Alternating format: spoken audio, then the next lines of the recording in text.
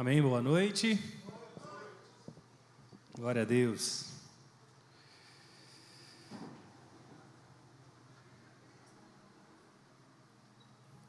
Amém, vamos orar. Feche seus olhos. Pai, nós reconhecemos, Senhor, que Tu estás aqui. Obrigado pela Sua presença. Obrigado pela graça, pela bondade que mais uma vez se renovou em nossas vidas.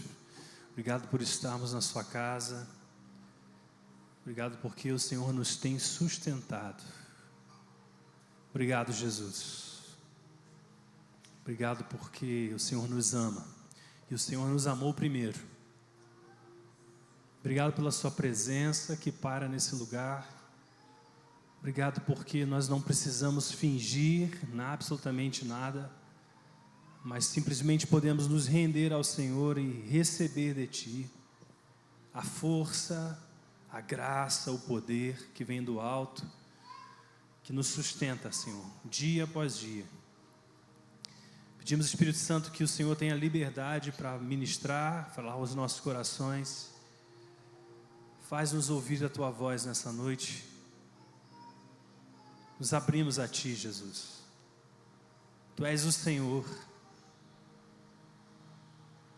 Tu és o Senhor dessa igreja, Tu és o Senhor da nossa vida.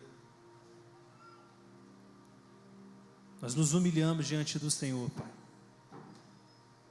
E Te pedimos, Senhor, envolva-nos com a Sua presença. Envolva-nos no Teu amor.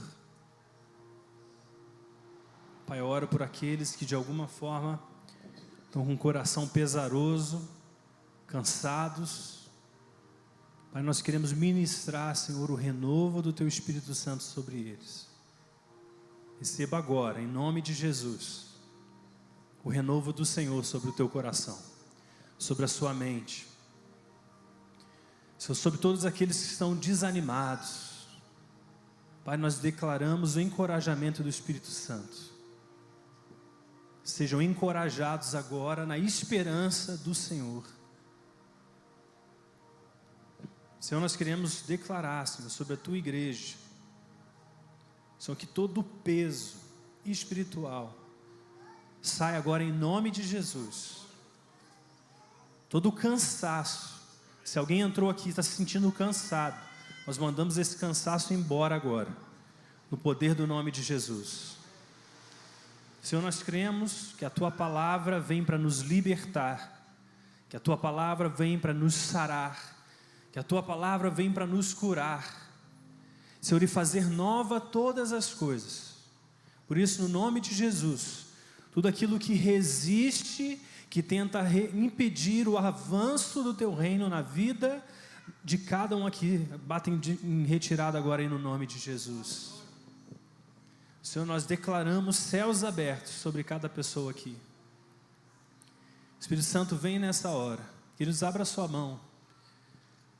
Feche seus olhos. E diz assim: Senhor, eu abro o meu coração para Ti. O Senhor sabe como eu estou. Mas o Senhor sabe que eu preciso de Ti.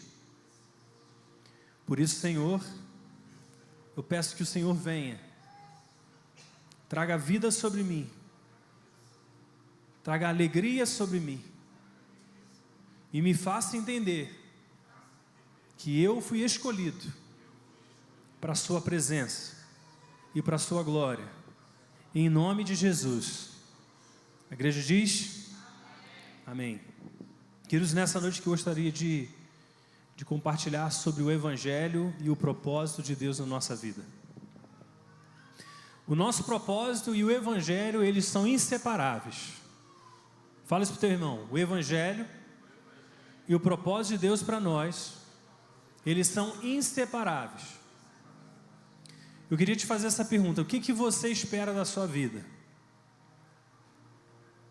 O que você espera do seu presente e do seu futuro? Medita nisso um momento. Qual que é a sua expectativa, não apenas para hoje, mas também para o amanhã? O que você gostaria de ver acontecendo? Quais que são as suas dúvidas que você tem sobre você, mas também sobre a sua vida, sobre a sua família. O que você reflete, o que você pensa a respeito do seu presente e do seu futuro. Começa a refletir sobre isso por um momento. Eu quero começar essa mensagem trazendo essa ideia de que aquilo que você acredita define as expectativas que você tem sobre o seu hoje e sobre o seu amanhã. As suas crenças. Aquilo que você crê define as expectativas que você tem e que você vivencia. Então, aquilo que você crê define aquilo que você espera que vá acontecer. Amém? Então, a sua crença define isso. E quando a gente fala sobre evangelho e sobre propósito, eu quero falar um pouco a respeito da minha experiência nisso. Um certo dia eu comecei a ler a palavra de Deus com esse desejo de saber o que ali tinha revelado para mim.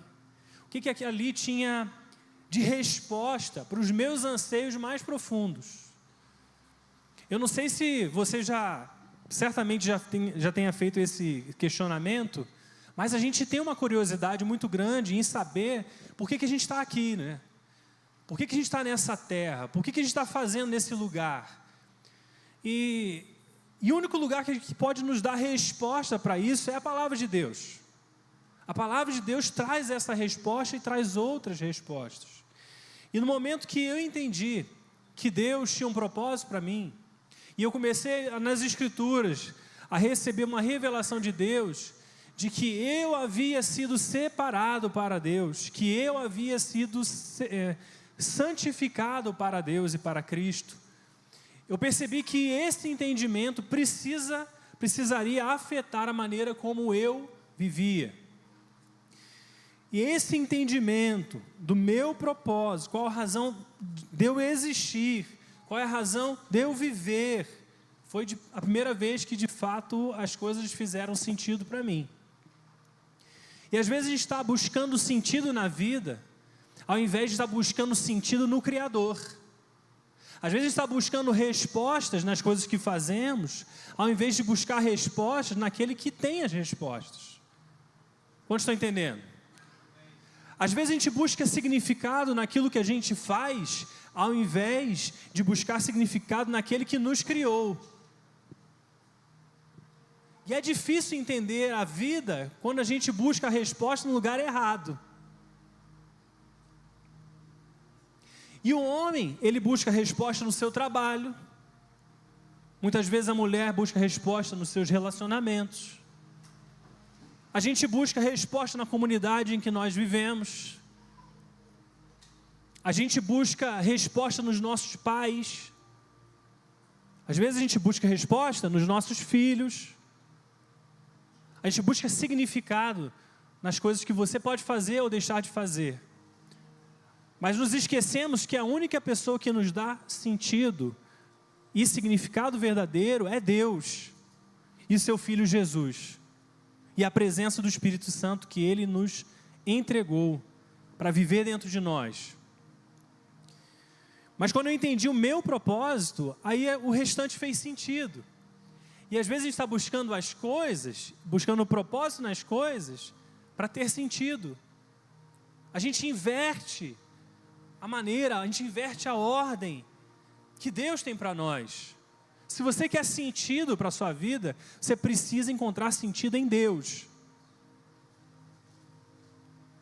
A Bíblia diz que Deus colocou um desejo pela eternidade dentro do coração de cada homem.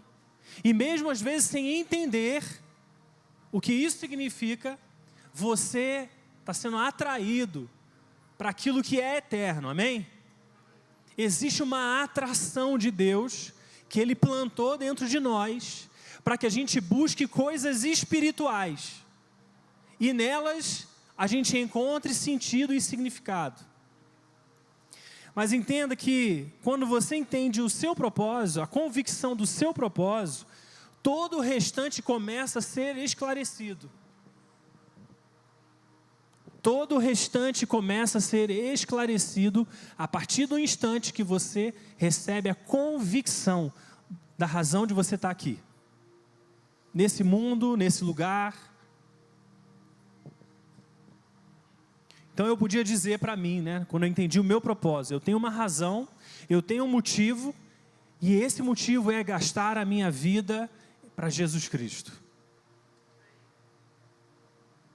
Agora, eu quero que você entenda o seguinte: antes da gente se mudar para os Estados Unidos e ali começar o treinamento ministerial, eu podia dizer que eu já tinha recebido em vida tudo aquilo que um homem poderia querer, porque eu tinha um casamento bem estabelecido, eu tinha filhas amadas, eu tinha uma boa condição financeira, até os meus sonhos eu tinha realizado, coisas naturais, materiais, coisas que às vezes nós vivemos por elas. Todas essas coisas, ali antes da gente se mudar, eu poderia dizer que eu já tinha encontrado. Mas eu me lembro, assim, nitidamente, que um dia nós saímos para navegar e mergulhar em Cabo Frio, e ancoramos o barco que a gente tinha, e eu fui mergulhar. Enquanto eu mergulhava, e eu olhava aquela imensidão ali, o Espírito Santo falou comigo assim: o que você está fazendo aqui? O que você está fazendo aqui? Eu lembro nitidamente, como se fosse ontem. O que você está fazendo aqui? E eu comecei a perceber que todas aquelas coisas que estavam na minha vida, tinham muitas coisas boas, mas elas não tinham o verdadeiro sentido da minha existência. Celebrar e comemorar e desfrutar as coisas, em si não tem nada de errado. Porém, existiam coisas mais profundas que Deus tinha para a minha vida, que é a razão de eu estar aqui. E Deus não queria que eu desperdiçasse a minha vida, fazendo aquilo que eu gostava, sem entender que haviam coisas preparadas para mim, que eram muito maiores do que aquilo. E às vezes nós nos encontramos assim até que Deus abra os nossos ouvidos e os nossos olhos para entender que existem coisas maiores e melhores. Então eu me lembro que, em resposta a essa afirmação, a esse convite, a esse questionamento que Deus fez ali, Deus começou a ativar dentro de nós uma necessidade de encontrar propósito verdadeiro. Encontrar motivo que nos faça despertar todas as manhãs, sabendo que tem coisas melhores e maiores para nós.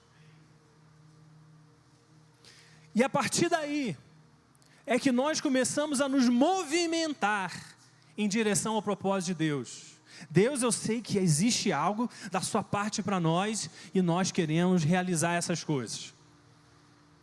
E nós fomos ousados, nós assumimos riscos, porque, deixa eu te falar uma coisa, as suas necessidades Deus vai suprir e vai trazer até você, mas aquilo que Deus te convida a realizar, você que vai ter que ir atrás.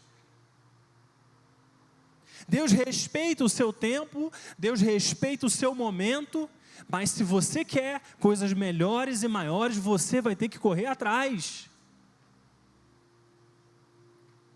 Você vai precisar sacrificar coisas, você vai precisar ser ousado, você vai precisar arriscar. Por quê? Você quer viver aquilo que Deus te criou para você viver? Quantos querem? Quantos creem que existe algo que Deus estabeleceu para a sua vida, que você realmente não está aqui à toa? Quantos creem nisso? Que você não está à toa aqui. Então, se você quer viver isso, você vai precisar ser ousado. Você vai precisar ser ousado.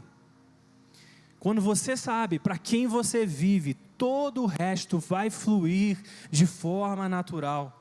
Você não vai precisar fazer força para ser você. Talvez você me veja aqui, né? E pense assim, não, mas hoje ele é um pastor. Então ele tem um propósito de Deus mesmo, né? Porque eu estou aqui, não é isso? Não é às vezes isso que a gente pensa? A pessoa está realizando alguma coisa para Deus. Não, ele realmente tem um propósito. Ele realmente tem um chamado de Deus. São coisas que nós falamos e pensamos. Mas a realidade é, porque eu recebi a revelação de que Deus tinha um propósito na minha vida, eu permiti que a minha vida se organizasse ao redor da verdade de Deus para mim. Quantos estão entendendo? Porque eu sei que eu tenho um propósito de Deus, eu permiti que a minha vida fosse reorganizada, realinhada, refeita, para que eu possa corresponder àquilo que Deus me criou para ser. Quantos estão entendendo? Então, se eu escolhi reorganizar a minha vida para estar alinhado ao propósito de Deus, enquanto você não reorganizar a sua vida, você não vai conseguir corresponder ao propósito de Deus para você. É simples assim, amado. Simples assim. Então, plantar a igreja, aqui, essa plantação de igreja é uma expressão da graça de Deus que fluiu na nossa vida. Mas isso flui porque eu creio no propósito de Deus. E por crer no propósito de Deus, eu sei que outras coisas fluem e fluirão através de nós. Porque a minha vida precisa ser reorganizada ao redor daquilo que Deus tem para nós. Se eu não for ativo nisso, as coisas não vão fluir através de nós. Como estão entendendo? É simples isso, amém? E o que muitas pessoas não entendem é que cada um de nós tem um propósito de Deus. Não sou eu, por estar aqui, que tem um propósito de Deus. Você tem um propósito de Deus. Você tem um propósito de Deus. Fala isso para a pessoa que está do seu lado. Você tem um propósito de Deus. Todos temos o mesmo propósito. Você sabia disso? Todos temos o mesmo propósito, mas ele se expressa de maneiras diferentes. Todos nós somos aqui, um ao lado do outro, carregando o mesmo propósito, mas as manifestações da graça de Deus são diferentes para cada pessoa. Amém? Então, aquilo que eu entendi que era para mim, eu quero que você entenda que é para você também. O propósito de eu estar falando sobre mim é para que você entenda que é sobre você. Que não é só sobre mim, é sobre você. Amém? Amém, igreja? Então eu quero que você saia nessa noite com uma convicção que se você está em Cristo, você recebeu o mesmo propósito. Queria que você entendesse e lesse comigo alguns textos. Vamos começar abrindo lá em Romanos, capítulo 1, no verso 16. Agora nós vamos falar sobre como o Evangelho estabelece o seu propósito. Amém? Amém, igreja? Amém, igreja? Então vamos lá, Romanos, capítulo 1, no verso 16. Breninho, você consegue colocar para nós? Maravilha. Eu não me envergonho do Evangelho, porque ele é o poder de Deus para a salvação de todo aquele que crê. Primeiro do judeu, depois do grego. Então, primeiro, Paulo está dizendo, eu não me envergonho do Evangelho, porque é o poder de Deus para a salvação de todo aquele que crê. Vamos lá para 1 Tessalonicenses, capítulo 1, no verso 4.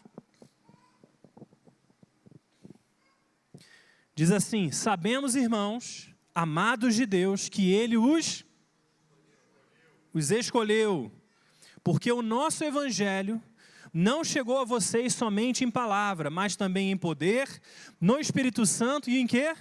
Plena convicção. Amém? Então vamos parar aqui um momento. Primeiro, O evangelho em que nós cremos, ele é o poder de Deus para nossa salvação.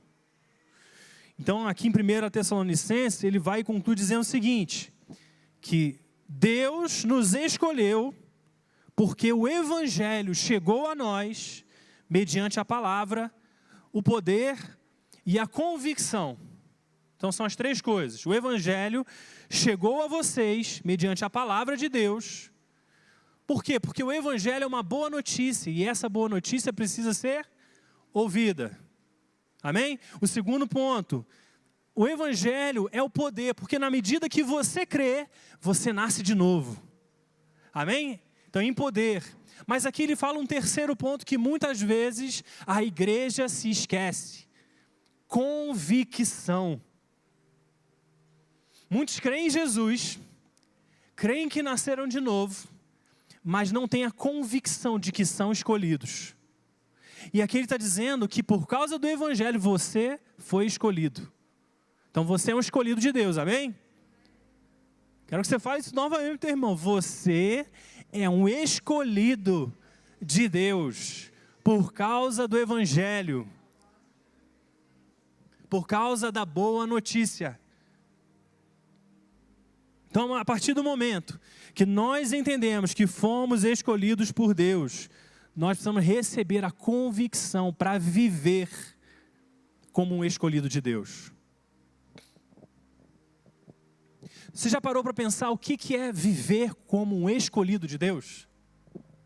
Como que deveria ser viver como um escolhido de Deus? Pensa nisso um pouquinho. Agora eu quero abrir com vocês Colossenses capítulo 1, lá no verso 3. E vai dizer lá: sempre agradecemos a Deus, o Pai do nosso Senhor Jesus Cristo, quando oramos por vocês, porque temos ouvido falar da fé que vocês têm em Cristo Jesus e do amor por todos os santos, por causa da esperança que lhe está reservada nos céus, a respeito da qual vocês ouviram por meio da palavra da verdade, o evangelho que chegou até vocês. E por todo o mundo esse evangelho vai frutificando e crescendo, como também ocorre entre vocês, desde o dia que ouviram e entenderam a graça de Deus em toda a sua verdade. Aí lá no versículo 9, por essa razão, desde o dia em que o ouvimos, não deixamos de orar por vocês e de pedir que vocês sejam cheios do pleno conhecimento da vontade de Deus, com toda a sabedoria e entendimento espiritual. Amém? Até aí. Então olha só, agora Paulo está agradecendo a Deus por causa daquela igreja que havia recebido o evangelho e que havia crido. E aqui ele diz assim, porque temos ouvido falar da fé que vocês têm em Cristo Jesus e do amor por todos os santos. E lá na frente ele vai dizer assim, por todo mundo, esse evangelho, essa boa notícia, ela vai frutificando e vai crescendo, como também ocorre entre vocês desde o dia em que vocês ouviram e entenderam a graça de Deus em toda a sua verdade. Então, a partir do momento que você recebeu o evangelho, você creu nele, você entendeu esse evangelho. Então, a palavra de Deus diz que isso vai crescer e frutificar alguma coisa na sua vida. Alguma coisa precisa crescer e frutificar. Amém? Existem coisas que vão estar em desenvolvimento. E aí, o Paulo ele fala uma coisa interessante. E por causa disso, desde o dia em que ouvimos isso, o fato de que vocês receberam o evangelho, nós estamos orando por vocês. Sabe para quê? Para que vocês sejam cheios de quê? De conhecimento da vontade de Deus. Ou seja, eles entenderam o evangelho, eles receberam a mensagem, eles tiveram fé para crer na mensagem, a boa notícia, mas agora Paulo está dizendo assim, eu vou orar por vocês, para que vocês sejam cheios de conhecimento, de entendimento da vontade de Deus. Por que isso? Por que isso? Porque na medida em que a gente entende, a gente pode se apropriar das coisas. Você não pode receber alguma coisa do qual você não entende. Você só pode experimentar certas coisas na medida em que você entende que elas são disponíveis para você e para mim. Eu recebo na medida em que compreendo. As promessas de Deus funcionam assim para nós. A fé não é uma coisa irracional. A fé ela precisa ser desenvolvida no campo do entendimento. O escritor de Hebreus vai dizer assim, que pela fé nós entendemos. A sua fé ela vai te levar para um lugar de compreensão.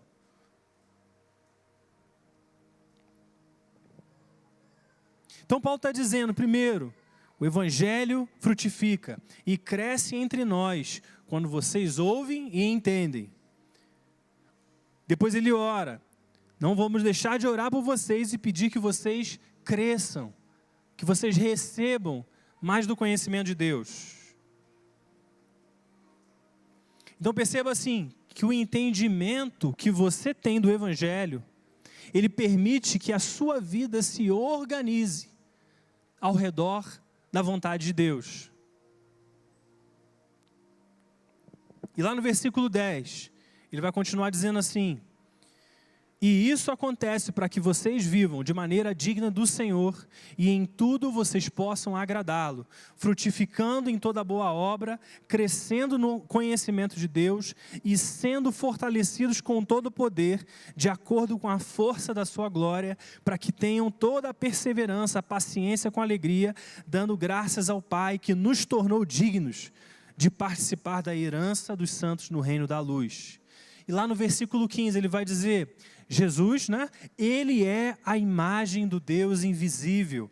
Ele é o primogênito de toda a criação, porque nele foram criadas todas as coisas, nos céus e na terra, as visíveis e invisíveis, tronos ou soberanias, poderes ou autoridades, todas as coisas foram criadas por ele e para ele. Todas as coisas. Então ele repete dizendo, em Cristo foram criados todas as coisas nos céus e na terra. E depois ele diz que todas as coisas foram criadas por ele e para ele. Quando a gente fala sobre propósito de Deus, nós estamos falando, nós fomos criados por ele e para ele. Quantos estão entendendo? O seu propósito é, você foi criado por ele e para ele.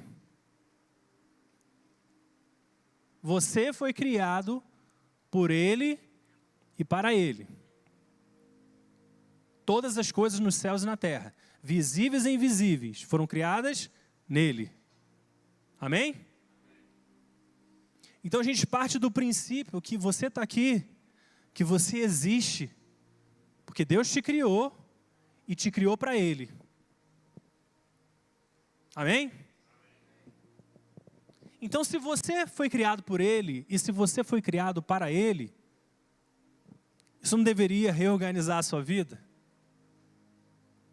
Pensa comigo. Você foi criado por ele? Você foi criado para ele? Então, como que você deve viver? Como que tem que ser os seus planos? Como que tem que ser os seus sonhos? Como tem que ser as suas prioridades? Você foi criado por ele e para ele. Como que você pensa o seu presente e como que você pensa o seu futuro? Existe uma necessidade de uma redireção de rota. Não tem como a gente viver para nós mais. Não tem como. Não tem como, queridos. Não tem jeito.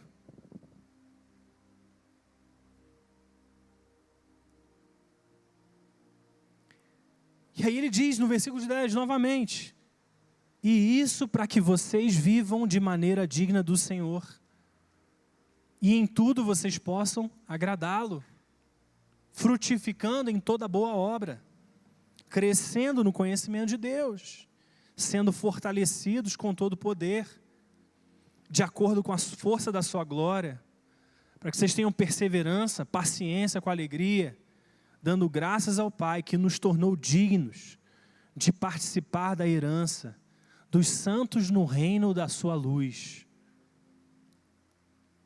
Então Deus fez todas essas coisas, nos criou nele, para nos fazer dignos da herança dos santos no reino da luz.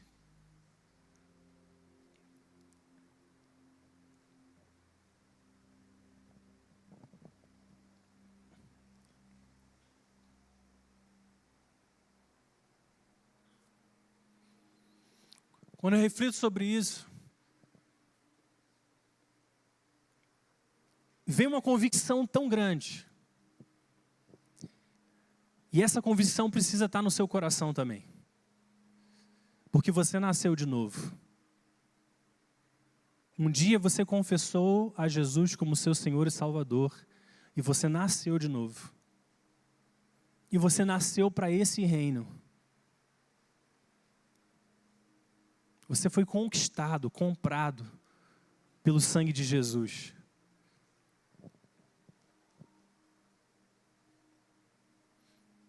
Precisa vir sobre nós uma convicção. E se eu fui comprado, eu não posso viver a minha vida com um pé no Evangelho e um pé fora dele.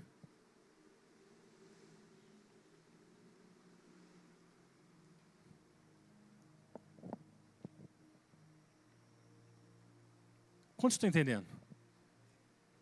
Não dá para viver parcialmente em Deus. Ou você vive com tudo, ou é melhor você não viver nele.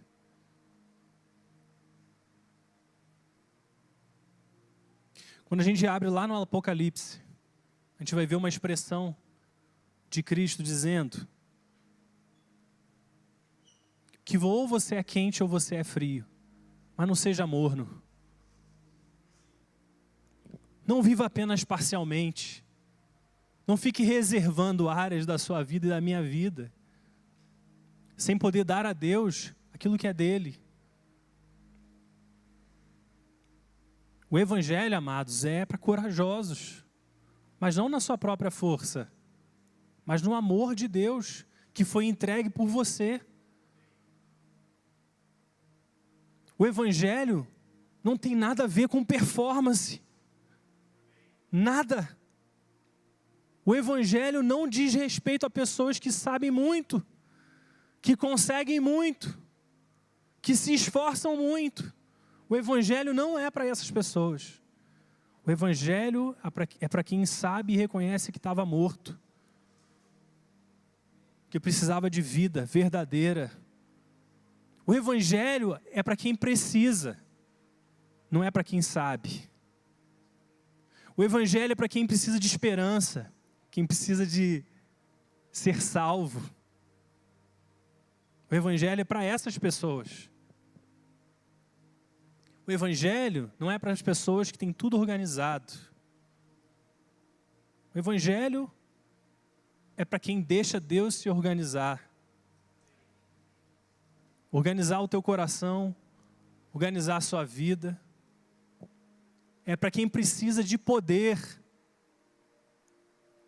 que transforma. O Evangelho é para essas pessoas. O Evangelho é para mim. O Evangelho é para você.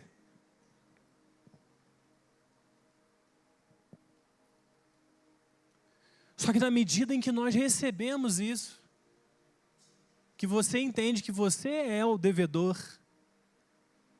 e que Deus fez todas as coisas, entregando o seu Filho, para te trazer para perto. Queridos, a única resposta que nós podemos dar é entregar a nossa vida inteira para Ele. A nossa vida inteira. Isso significa que as concessões que às vezes a gente faz, está na hora de tomar de volta e consagrar de novo a Jesus. Isso significa que se existe algum pecado na nossa vida que ainda tem força, é na hora de sacrificar essas coisas em Cristo. é morrer com Ele e ressuscitar com Ele. Deus não espera pessoas fortes. Deus espera pessoas fracas que se tornam fortes em Cristo. Se o Evangelho é para mim e para você, eu preciso tomar uma decisão hoje de me consagrar para Ele. De saber que o mundo não gira ao meu redor.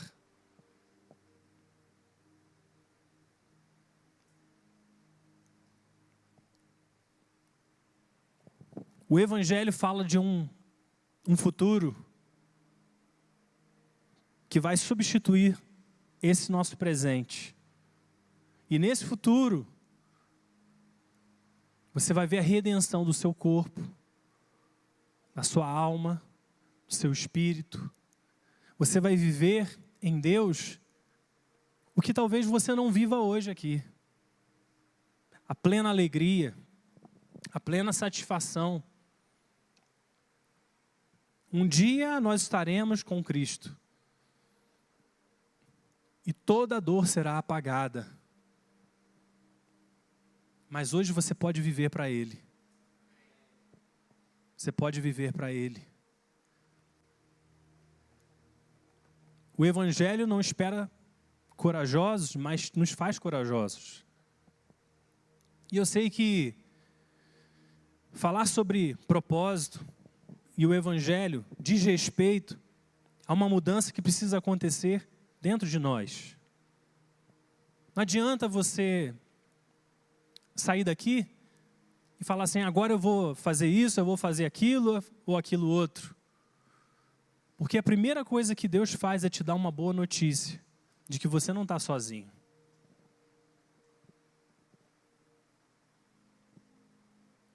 De que você é amado.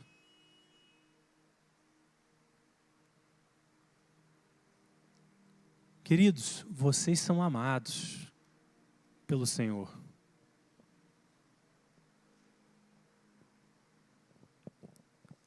Porque Deus amou o mundo de tal maneira que Ele deu o seu único Filho, para que todo aquele que nele crê não pereça, mas tenha vida eterna.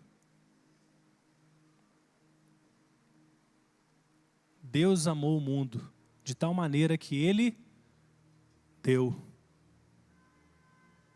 Amém?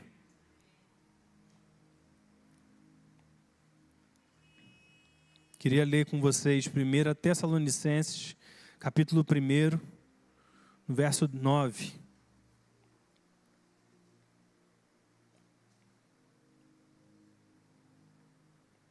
Vai dizer assim: pois eles mesmos relatam de que maneira vocês nos receberam, como se voltaram para Deus, deixando os ídolos, a fim de servir ao Deus vivo e verdadeiro, e esperar dos céus a seu Filho, a quem ressuscitou dos mortos, Jesus, que nos livra da ira que há de vir. Então olha só que Paulo está falando para essa mesma igreja, em Tessalônica.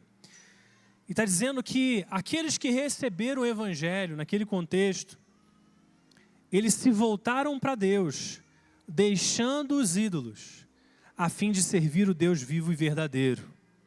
E esperar dos céus o seu Filho, a quem ressuscitou dos mortos, Jesus, que nos livra da ira que há de vir. Então a palavra de Deus, ela nos ensina que haverá um dia em que todos nós seremos julgados. E a palavra de Deus também diz que quem crê no Filho é justificado, mas quem não crê já está condenado. A Bíblia nos ensina isso. Que sobre ele permanece a ira de Deus. Deus nos dá uma escolha, mas na medida em que nós recebemos e cremos nessa escolha, nós estamos sendo livres de uma ira que há de vir um dia. Jesus que nos livra da ira que há de vir. Então não apenas nós fomos salvos de nós mesmos, mas nós estamos sendo salvos de todo julgamento. Nós não cantamos isso? Sobre a graça, que é maior do que o julgamento? Nós declaramos isso há pouco no louvor. Então, na medida que você crê, você recebe a graça que te livra dessa ira. Só que ele diz que aqueles que se voltaram para Deus, deixaram os ídolos. E às vezes a gente fala sobre ídolos e associa uma mentalidade de imagens, de estátuas, de adoração a essas coisas. Como se idolatria se resumisse a essas coisas. Mas idolatria não é isso. Idolatria é tudo aquilo que nós colocamos no centro do nosso coração, no lugar de Deus. Então, às vezes, você pode ser remida e salva pelo Senhor e ainda erguer ídolos no seu coração. Você pode manter uma idolatria no seu coração enquanto serve a Deus.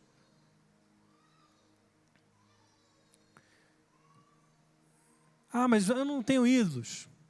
Mas toda vez que nós amamos o dinheiro, que nós amamos a carreira, que nós amamos o status, ser reconhecido, a fama, as posses, a capacidade, habilidades, os conhecimentos, a reputação, mais do que a Deus, nós já erguemos um ídolo dentro do nosso coração.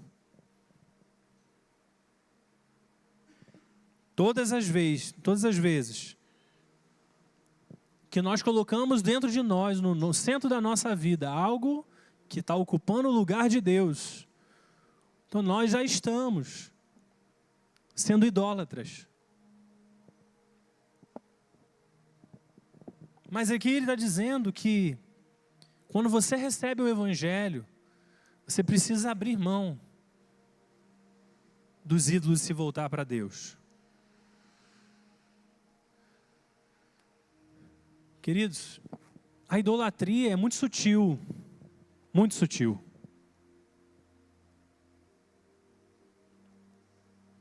E é uma coisa de coração. Eu queria que você refletisse, porque eu reflito assim também para mim. Quantas vezes que ao invés de confiar em Deus, eu não confiei em coisas. Eu coloquei a minha confiança nas coisas. Idolatria. Todas as vezes que, ao invés de confiar na habilidade de Deus de resolver certas situações, eu confiei na minha habilidade de resolver certas situações. A fé é confiança em Deus. Então, toda vez que você, ao invés de confiar em Deus, você confia em algo, você está tirando Deus do centro e colocando esse algo no centro. É simples assim. Então, a nossa vida, como alguém que anda em propósito, é uma vida que constantemente precisa reavaliar como está vivendo. Se nós estamos vivendo de maneira digna do Evangelho. É isso que Paulo está dizendo aqui. Vivam de maneira digna do Evangelho. Deixem as velhas práticas. Mas comece a viver para Deus. Examine-se a si mesmo. Querido, o cristão precisa se examinar com o Espírito Santo. Mas não é para ficar deprimido. O objetivo não é esse. Mas é reconhecer, Senhor, existem essas áreas na minha vida que eu não estou vivendo para Ti completamente. Mas eu quero viver para Ti completamente. Examine-se a si mesmo com a presença do Espírito Santo. Mas não para você ficar deprimido, mas para você ser liberto, para você ser curado, para você ter a plenitude de Deus em você.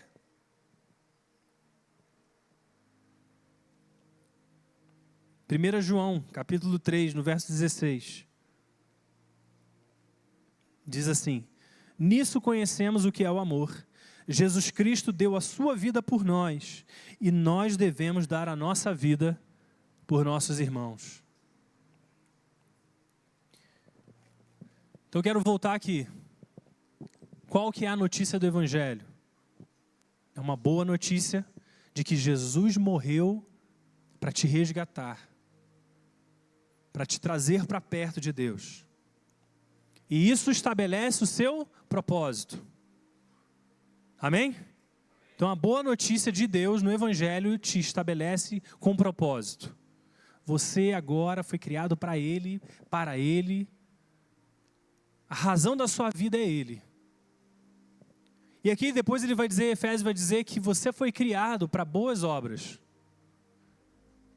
Então você não apenas tem um propósito, mas você foi criado para realizar boas obras. E aqui em João, ele definindo o que é o amor, ele diz que o amor é Jesus Cristo deu a sua vida por nós. E por isso nós devemos dar a nossa vida pelos nossos irmãos. Ou seja, o seu propósito, que foi ser criado para Deus, estabelece como que esse propósito se manifesta. E aqui ele diz como que isso se manifesta. Dando a sua vida pelos seus irmãos. Então, quando você tem um propósito de Deus, a única saída, o único resultado, o único fim que pode haver do amor de Deus por você e em você, é que você dê a sua vida pelos seus irmãos. É uma manifestação clara de quando você recebe o Evangelho.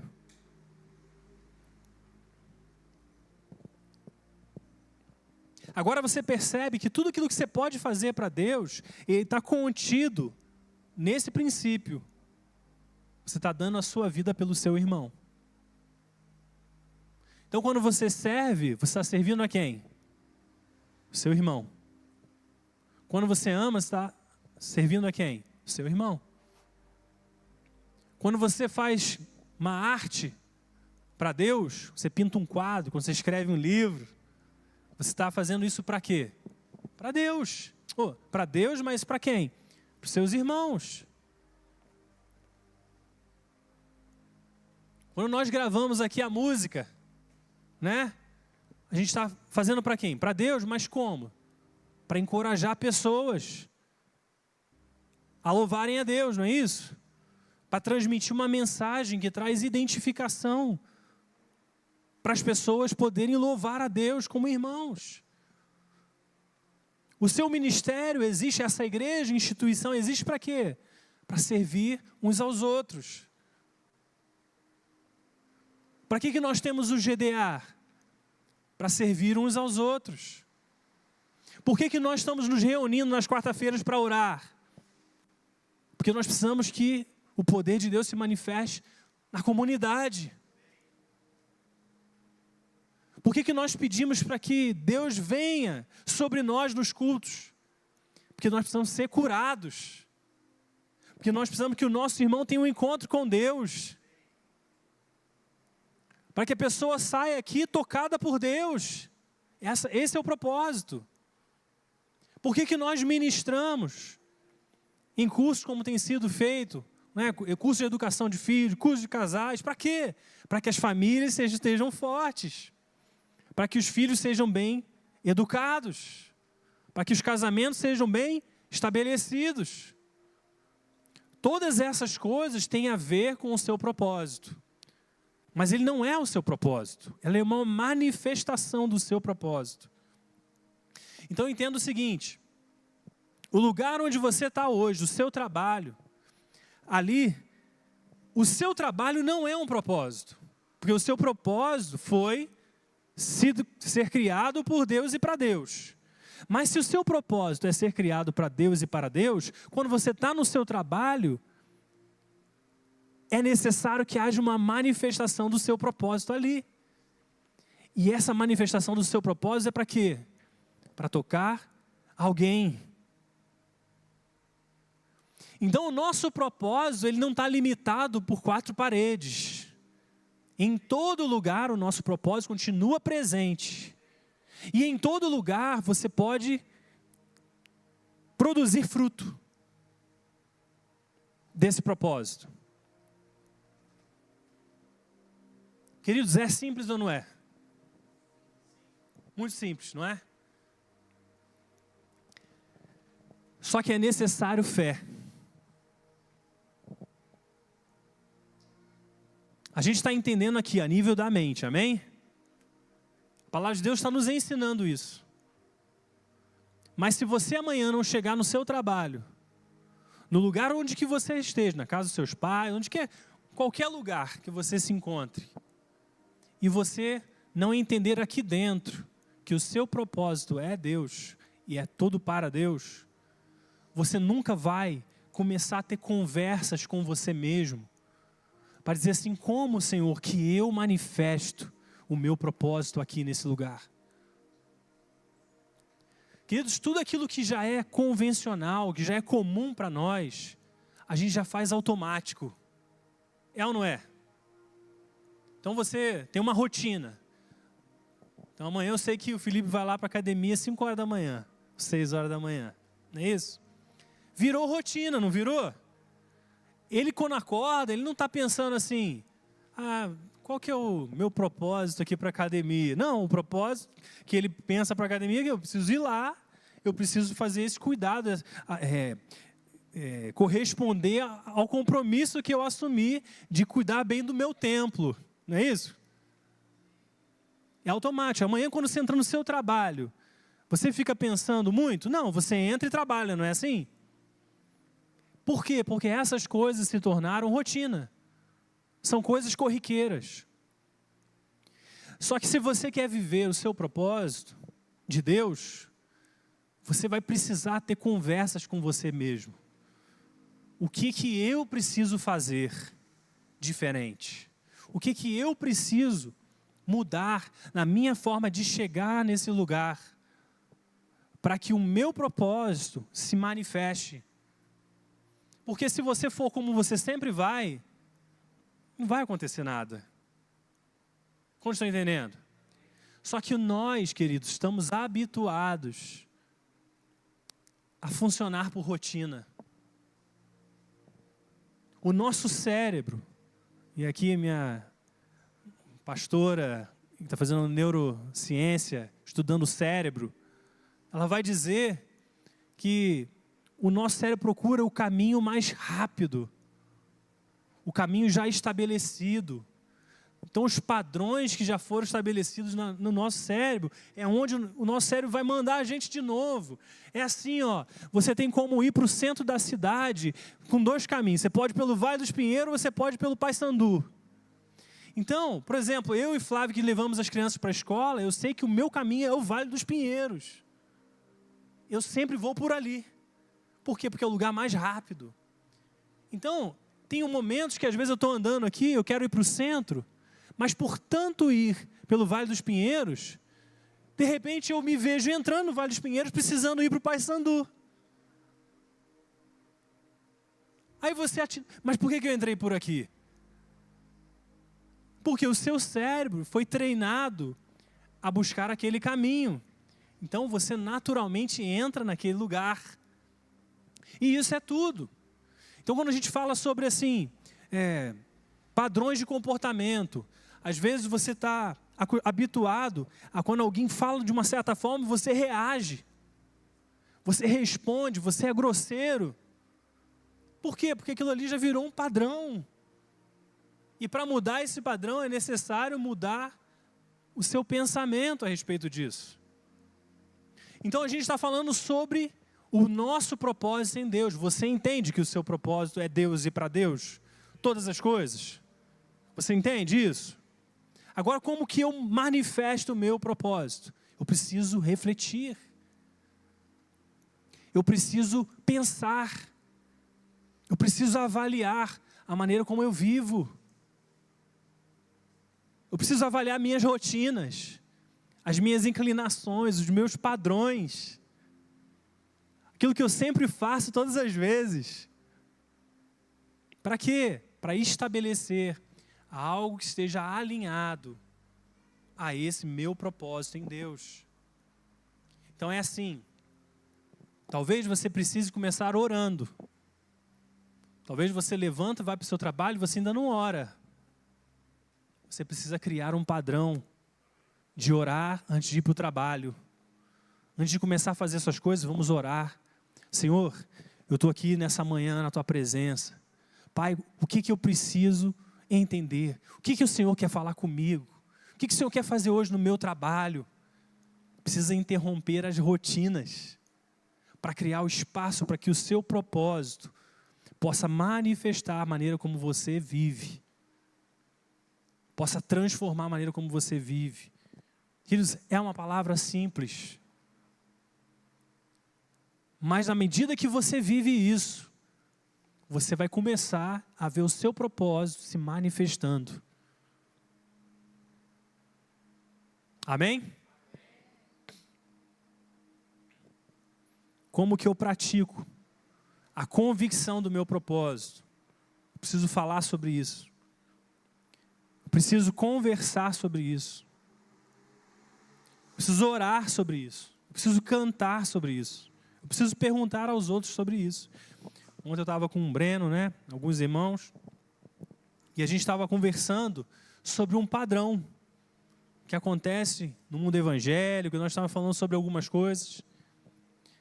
E ali, depois de eu falar uma coisa, Breno falar uma coisa, Bernardo estava falando outra coisa, o Breno falou para mim assim: mas e aí, como que a gente, o que a gente faz em relação a isso? Porque a gente estava dando um diagnóstico daquilo que a gente observa. Mas quando ele falou assim, e aí, o que a gente faz? É isso que nós precisamos fazer, é fazer perguntas. O que eu faço? O que eu devo fazer? O que eu devo pensar diferente? Como que eu devo me comportar? Faz sentido, não faz? Não faz, queridos? Nós precisamos ter conversas difíceis. E às vezes a gente não quer ter conversas difíceis, porque estamos habituados a fazer da mesma forma. Então a gente precisa sentar aqui, chamar um irmão e falar assim: meu amigo, o que eu faço em relação a isso? Qual que é o seu pensamento? Porque nós estamos vivendo um padrão do Evangelho. Amém? Queria te convidar a ficar de pé.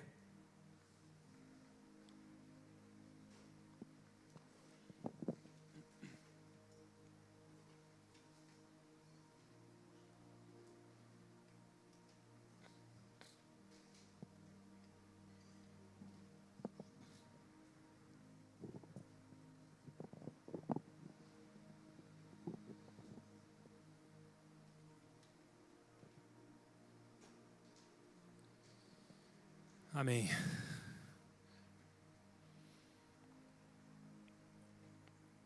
Feche seus olhos mais uma vez. Vamos estar orando.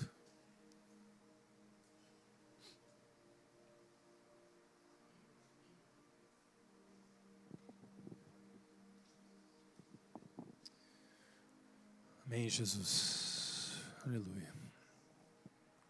Pai, nós te agradecemos nessa noite pela tua palavra, Pai. Te agradecemos porque o Senhor morreu naquela cruz. E o Senhor fez isso para nos ter perto de Ti. Obrigado por isso, meu Deus. Obrigado por esse amor incompreensível, Senhor. O Senhor nos amou primeiro. O Senhor nos amou quando éramos inimigos do Senhor. Pai, minha oração, Pai, nessa noite é de gratidão, é de reconhecimento daquilo que o Senhor fez por nós.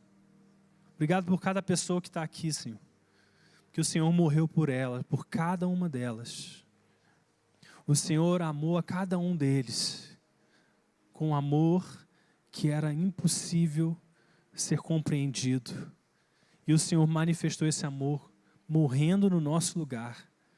Obrigado porque cada um aqui, Senhor, é amado pelo Senhor. Obrigado porque no momento em que nós recebemos esse amor do Senhor e cremos nele, nesse amor que nos salvou, o Senhor nos fez nascer de novo. O Senhor nos criou novamente em Jesus. Pai, e para isso, para que nós fôssemos feitos por Ti e para Ti, nós fomos gerados pela palavra da verdade, Senhor. E por isso agora nós fomos dedicados ao Senhor completamente. Obrigado porque cada um aqui foi santificado no sangue de Jesus. Obrigado porque cada pessoa que um dia confessou o seu nome, o Senhor separou para o seu propósito. Pai, agora eu estou declarando sobre essa igreja, uma igreja repleta de pessoas que têm propósito. Senhor, eu quero orar por cada um deles, Pai, para que a convicção, para que o entendimento de que eles foram completamente dedicados ao Senhor, possa se apoderar dos seus corações. Que venha uma convicção, Senhor, sobre a sua mente, sobre o seu coração, de que eles são seus, de que eles não estão por acaso aqui, de que eles têm algo que o Senhor os criou para ser, os criou para fazer. Pai, nós queremos orar por nós como igreja, porque esse ano nós cremos que é um ano de revelação do nosso propósito, da nossa missão e da provisão que vem junto com todas essas coisas. Pai, nós queremos ver uma igreja ativa, engajada, nós queremos ver uma igreja comprometida, mas não por fim da própria igreja, mas por fim de honrar e glorificar o Teu santo nome, de fato de vivermos para Ti com toda a nossa força, com todo o nosso entendimento, com todo o nosso coração. Senhor, nós não fomos chamados para viver, Senhor, comprometidos pela metade. Nós não fomos chamados para viver com um pé dentro e um pé fora. Nós fomos chamados para viver com os dois pés atolados no Seu reino, Senhor. O Deus, e a minha oração, Senhor, é que haja um despertamento no coração de cada um aqui nessa noite. Haja um despertamento, assim como nós temos orado por avivamento pessoal. Senhor, que haja um avivamento pessoal no coração, na mente de cada um aqui, Senhor. Nós oramos mais uma vez, Senhor, coloca, Senhor, na mente, no coração dos Seus filhos, a convicção, Senhor, então, de que eles são separados para Ti, Senhor. Coloca a mão no seu coração agora, repita comigo essas palavras: Senhor Jesus, eu entrego a minha vida ao Senhor. Mais uma vez, eu entrego porque eu preciso de um Salvador. Eu preciso e precisarei sempre, Senhor, de um Salvador. Senhor, eu entendo, pela fé, de que eu fui comprado, de que eu não pertenço mais a mim mesmo, mas eu pertenço a Ti. Senhor, a minha oração nessa noite é para que o Senhor me ajude a criar um espaço na minha vida, na minha família, no meu ministério, no meu trabalho, nos meus relacionamentos, para que o Senhor me ensine a viver de maneira digna do Seu Evangelho. Senhor, eu creio que aquilo que o Senhor prometeu é para mim.